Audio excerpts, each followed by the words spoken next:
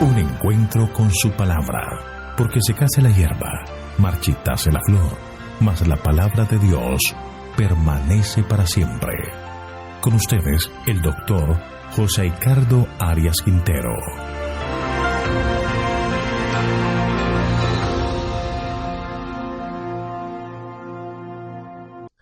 Hoy vamos a estudiar Isaías capítulo 55. Misericordia gratuita para todos. Vamos a orar. Amante eterno y bondadoso Dios, gracias te damos, Padre, por todos tus cuidados. Gracias por este día de vida que nos regalas.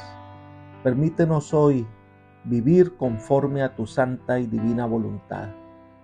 Queremos, Señor, en este momento solicitarte que el poder de tu Santo Espíritu esté con nosotros para que al estudiar este capítulo de Isaías podamos comprender el mensaje que tienes para nosotros.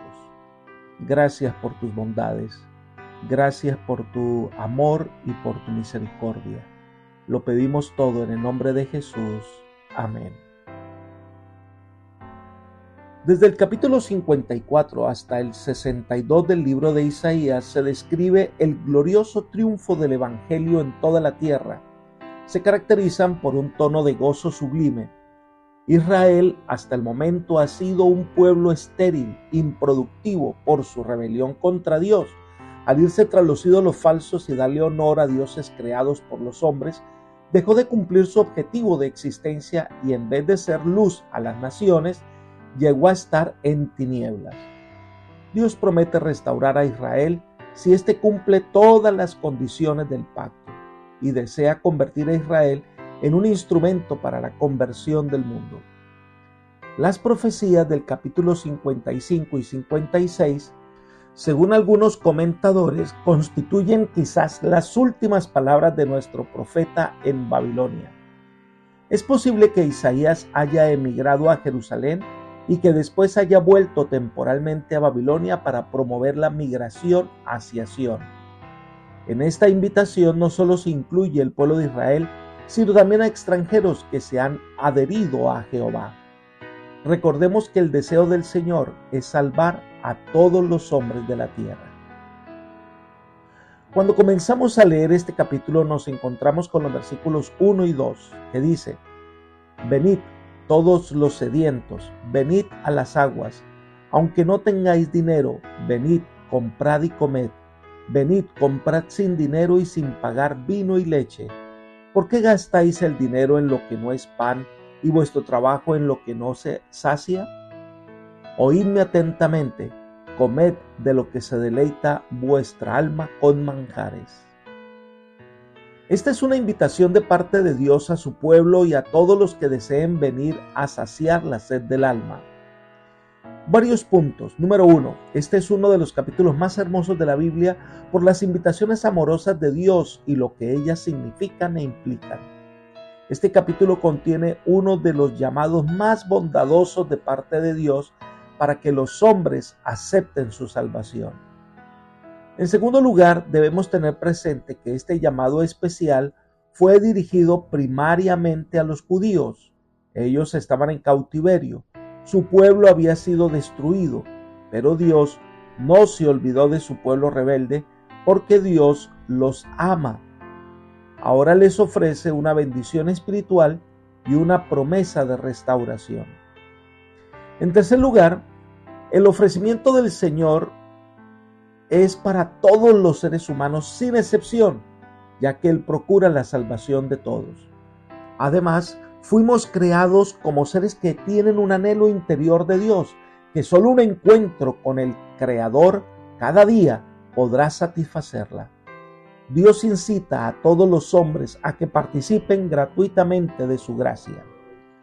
En cuarto lugar, el agua, el vino, la leche, el pan se usan en la Biblia como símbolo de la gracia de Dios y de la manera en que Dios satisface las grandes necesidades del alma. A la mujer samaritana se le ofrece el agua viva. En el Evangelio según San Juan, capítulo 4, versículos 13 y 14 dice: Respondió Jesús y le dijo: Cualquiera que bebiere de esta agua volverá a tener sed, mas el que bebiere del agua que yo le daré no tendrá sed jamás, sino que el agua que yo le daré será en él una fuente de agua que salte para vida eterna. Recuerden que Cristo mismo se presenta en Juan 6:35 de la siguiente manera. Jesús les dijo: yo soy el pan de vida. El que a mí viene nunca tendrá hambre, y el que en mí cree no tendrá sed jamás. Solo Dios puede ofrecer lo que el hombre necesita para su salvación. En quinto lugar, dice que el ofrecimiento del Señor es sin dinero. Es decir, que el hombre que se da cuenta de su necesidad, se da cuenta de que no posee méritos para recibir la bondad de Dios. Reconoce su pobreza espiritual, pero a la vez debe reconocer que ese precio fue pagado por Cristo en la cruz del Calvario. Elena de White ofrece una explicación alentadora. Dice: Dios mismo es la fuente de toda misericordia. Se llama misericordioso y piadoso. No nos trata según lo merecemos. No nos pregunta si somos dignos de su amor. Simplemente derrama sobre nosotros las riquezas de su amor para hacernos dignos. No es vengativo. No quiere castigar sino redimir.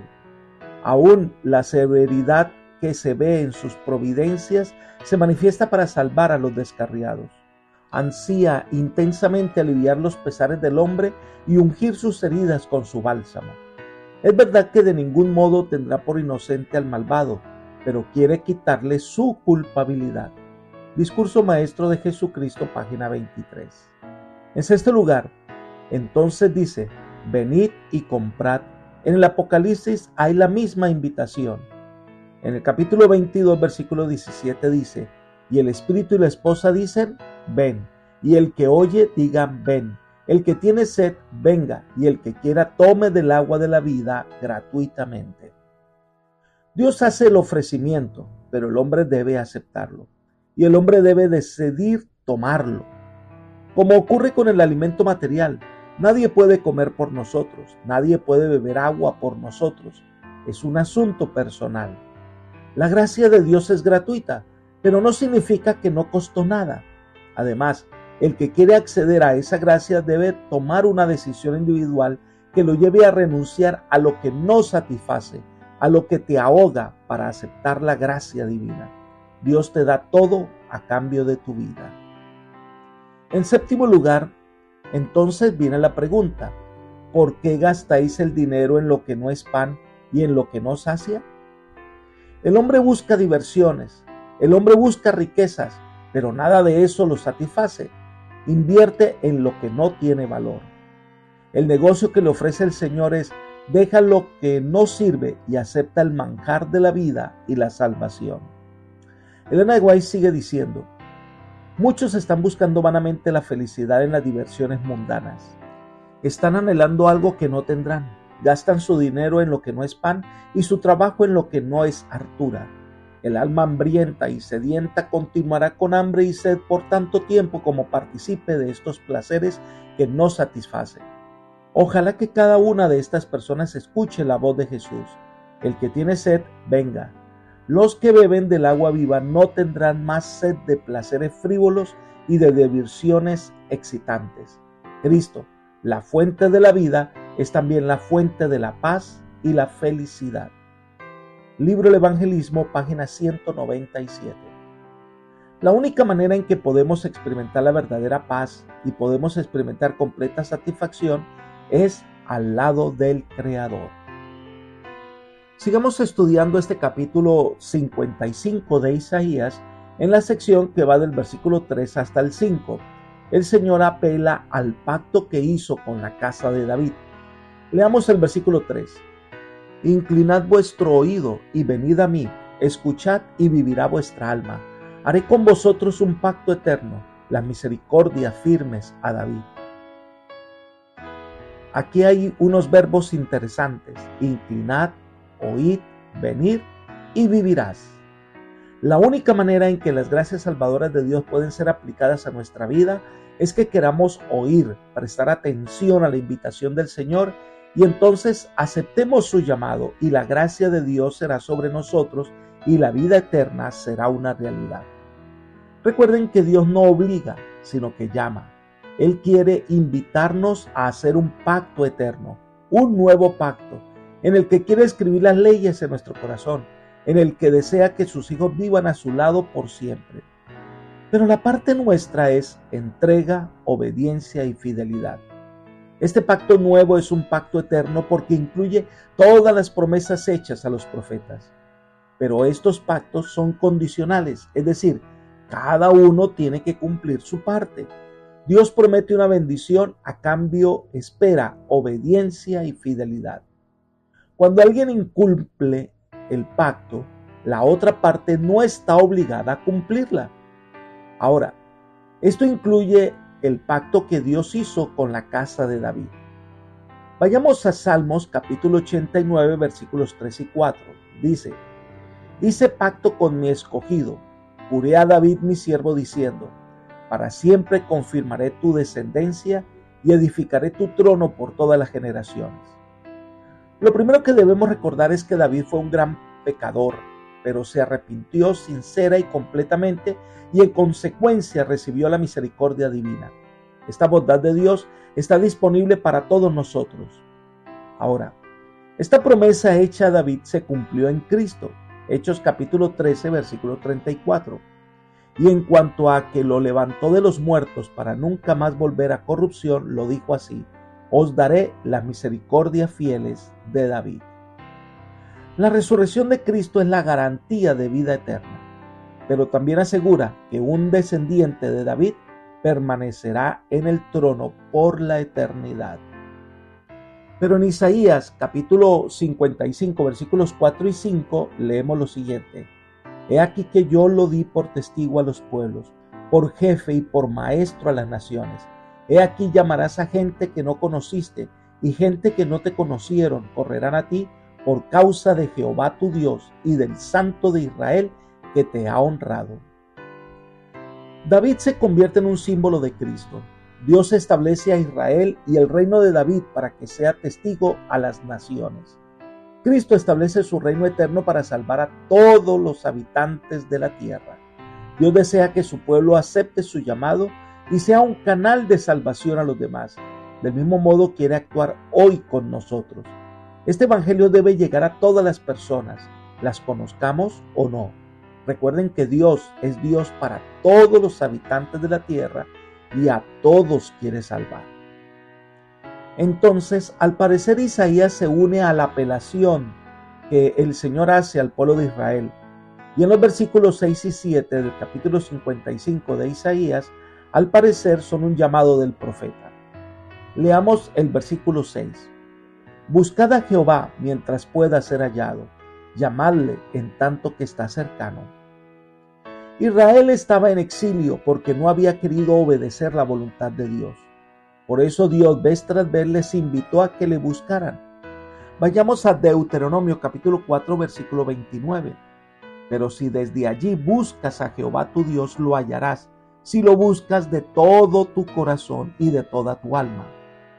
Dios desea dar bendición a su pueblo a cambio de una sincera rendición. Ahora, lo que Isaías le pide a Israel hace que este llamado nos llegue a nosotros. Dios nos ha amado, Dios nos ha perdonado, Dios nos ofrece satisfacer nuestras más profundas necesidades. Dios puede darnos esperanza. Leamos 2 Corintios capítulo 6 versículo 2. Porque dice: en tiempo aceptable te he oído y en día de salvación te he socorrido. Ahora es el tiempo aceptable, ahora es el día de salvación.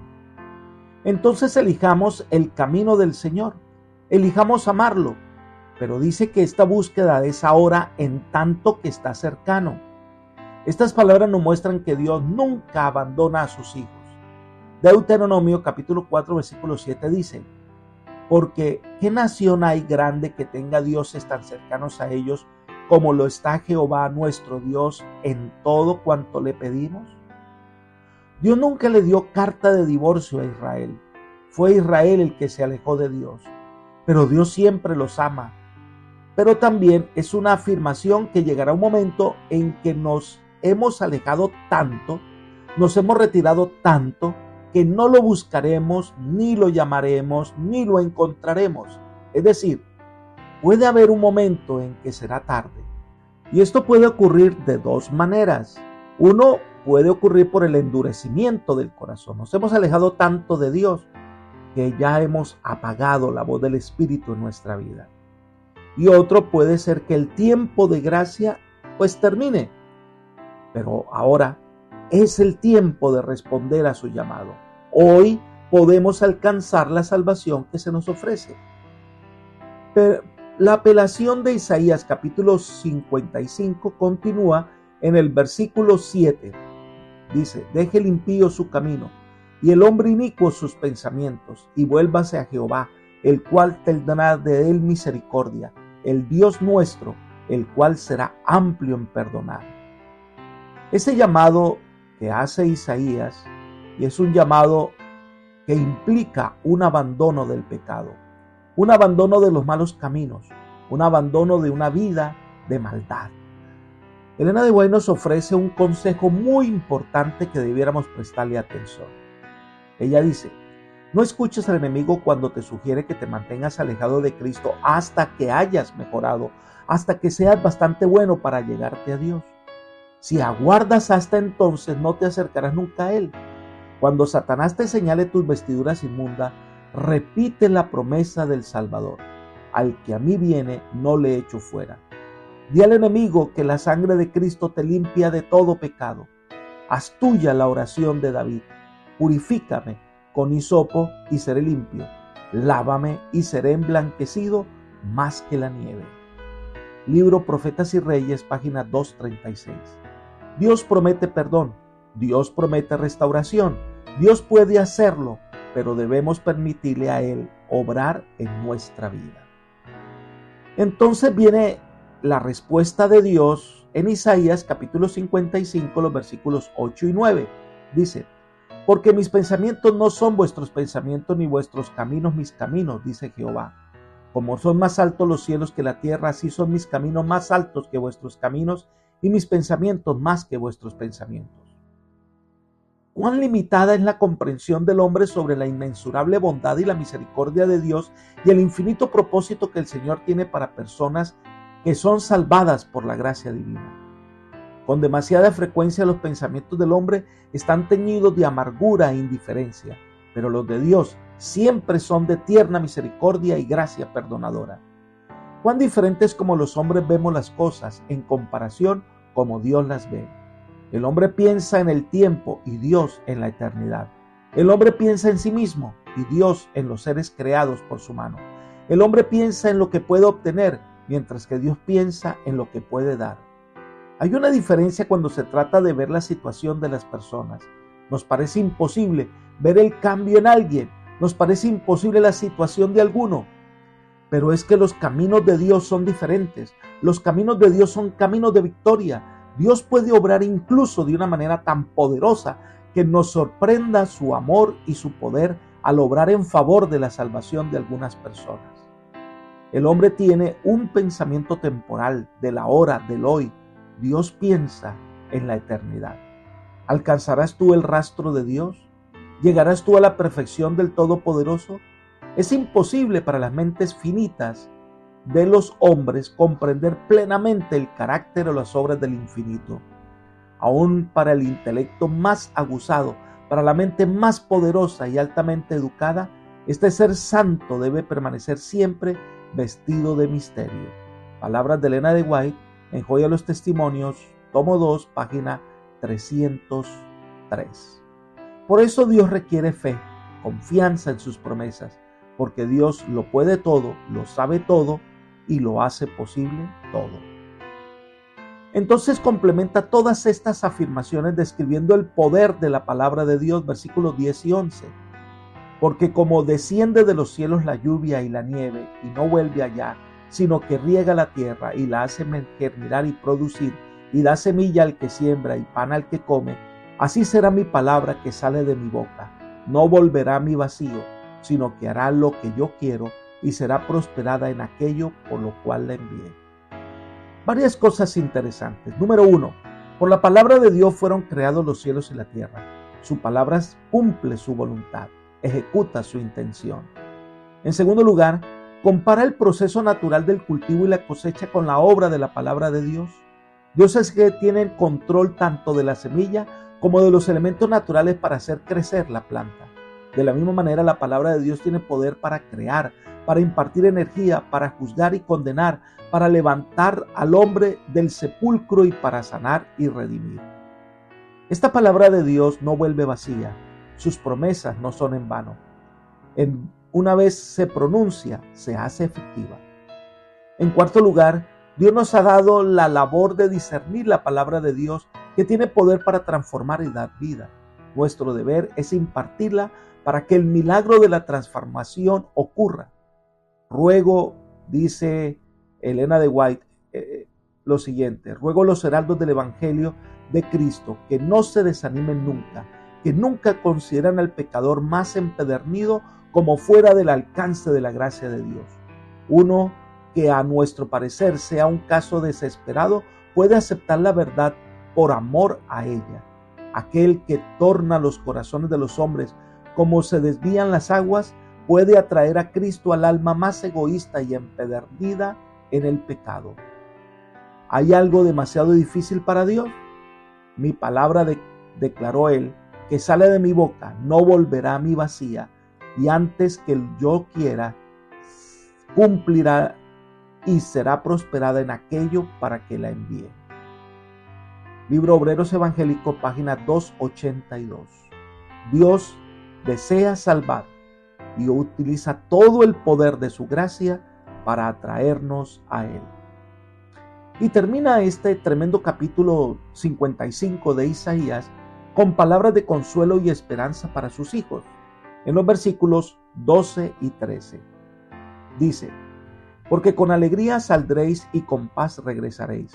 Los montes y los collados levantarán canción delante de vosotros, y todos los árboles del campo darán palmadas de aplauso.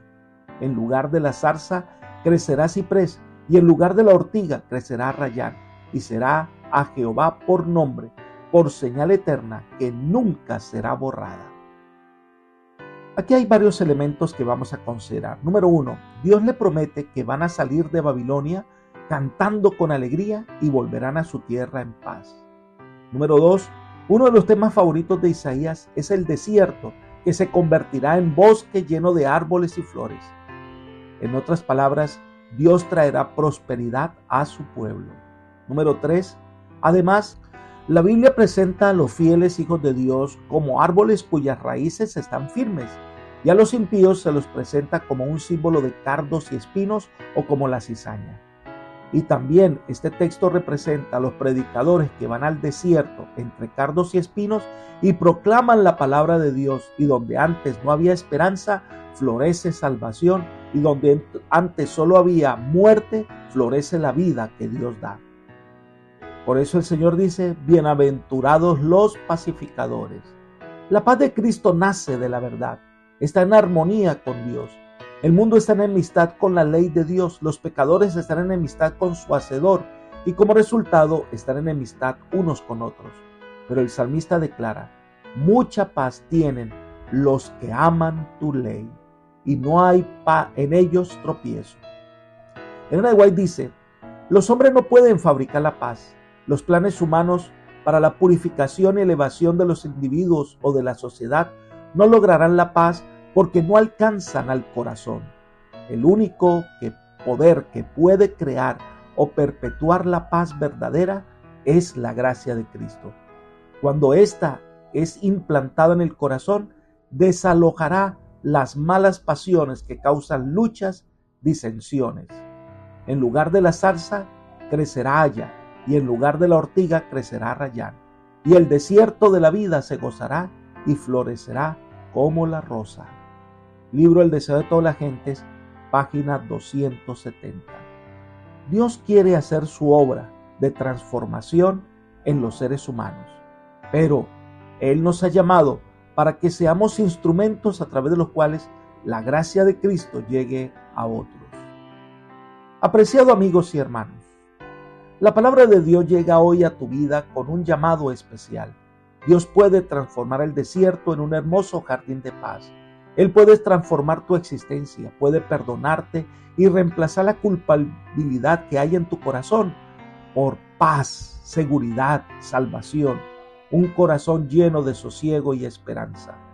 Hoy la salvación de Dios está a tu disposición y hoy puede hacer ese milagro en tu vida si se lo permites. La decisión es tuya.